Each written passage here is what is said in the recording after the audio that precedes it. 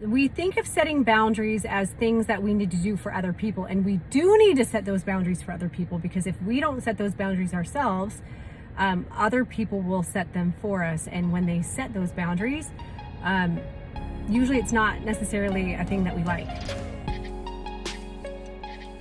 But more than setting boundaries for ourselves with other people is us setting boundaries for ourselves with ourselves. Boundaries in the form of watching what type of media and news coverage we are consuming, watching the types of Instagram accounts we are following, setting boundaries for how many hours we're allowing ourselves on social media, especially during such a time where there's information overload, and that information overload is leading us to a state of paralysis and fear and all of these things that we don't love and we can't control.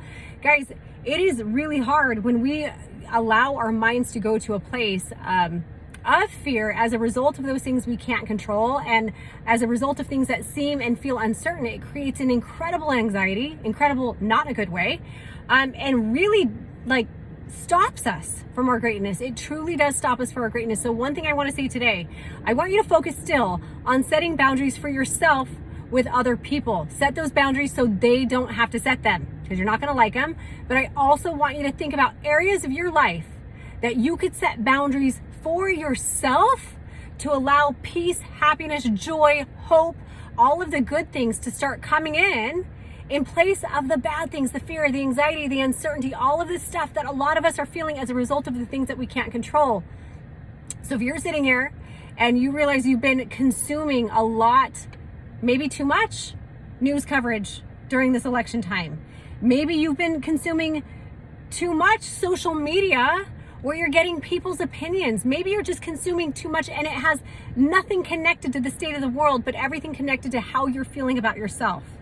So I want you to think of one area right now where you can set a boundary for yourself.